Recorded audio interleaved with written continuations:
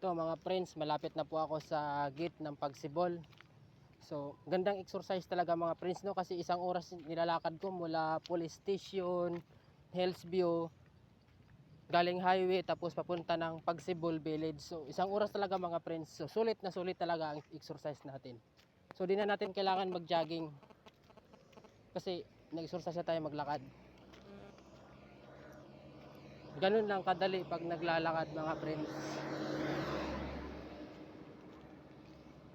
Magandang exercise.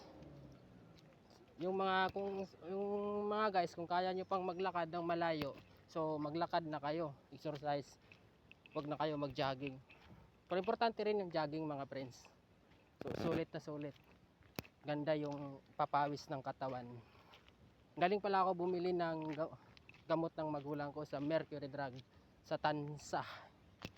Kasunod ng SM Tansa.